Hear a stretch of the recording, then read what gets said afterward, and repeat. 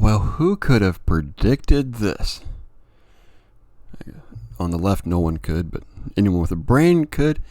Jewish Democrats clash with Ian Omar over comments on U.S. and Israel. I'm grade 7. I read the news, and then I give my response to it. You're welcome to your own opinion. I speak for only myself. And we have here a group of, this is brought to you by Yahoo News, and Fidel Hassan, whoever he is. And it states, a group of Jewish Democrats in the House is publicly feuding with Representative Omar after she tweeted about unthinkable atrocities committed by the U.S., Hamas, Israel, Afghanistan, and the Taliban, in reference to investigations by the International Criminal Court. That's why it matters. The fight threatens to reopen a fault line within the party that could cost Omar her seat on the House Foreign Affairs Committee, writes Punchbowl News. Yeah, she shouldn't be on there personally. She has shown time and again that she has her huge biases for pro-Islam groups. And she has shown that time and again. The House previously passed a resolution by Democrats condemning anti-Semitism. Yeah, but that doesn't work against Democrats. In response to comments by Israel by Omar, and Republicans have long accused the Minnesota congressman of anti-Semitism, a charge she denies. She denies it because of her faith. She doesn't actually think she's done anything wrong, and that's what's so damaging here. She does not think she's done anything wrong. No. Unlike the 2019 resolution, a statement issued by Democrats late Wednesday called out Omar by name.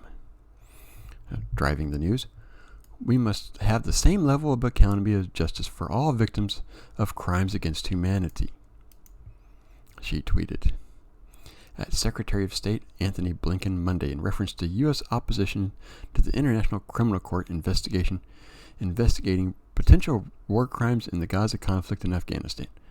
We have seen unthinkable atrocities committed by the U.S. Got to have U.S. in there because leftists do not like the U.S.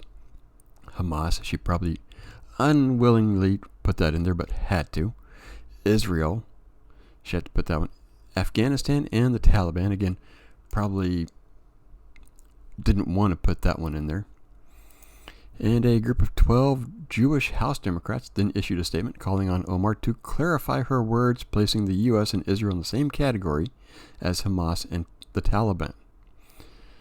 I mean, you see, if you're actually with a brain looking at things, Hamas and the Taliban are not nice groups. Sorry, Hamas uses innocent people as shields, and the Democrats are okay with that. They go on to say, equating the United States and Israel to Hamas and the Taliban is as offensive as it is misguided, they wrote. Ignoring the differences between democracies governed by the rule of law and contemptible organizations that engage in terrorism at best discredits one's intended argument and at worst reflects deep-seated prejudice. Right there. Deep-seated prejudice. That's what she has. That's what her religion has taught her. No, people talk about Christianity as this big bad thing. They need to start really looking at Islam much harder. The U.S. and Israel are imperfect. Yeah, I'm not going to say they're perfect. And like all democracies, at times, deserving of critique. And we are. The U.S. is critiqued all the time. We're bashed. We're battered.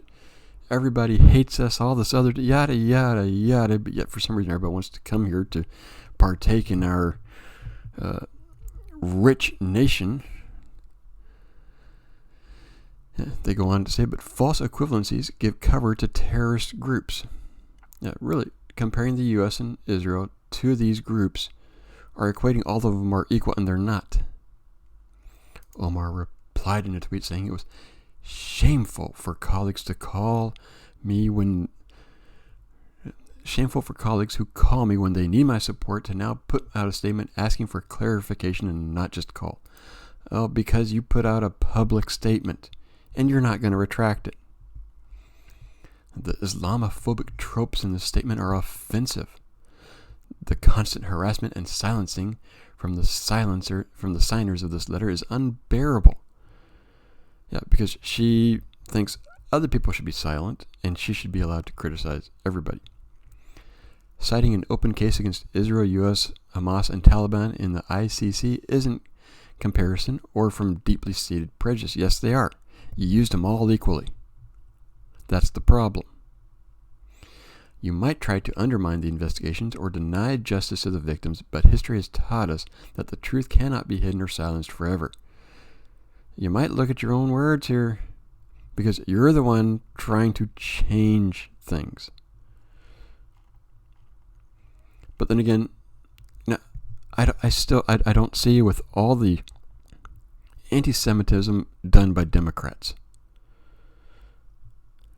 how Jewish people, all this anti-Semitism done by how can Jewish people continue to vote for the very people who do this stuff to them?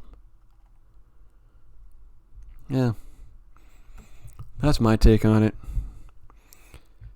What do you think? Like, subscribe, leave a comment. And I'm on YouTube, now on Rumble. And I'll see you next video.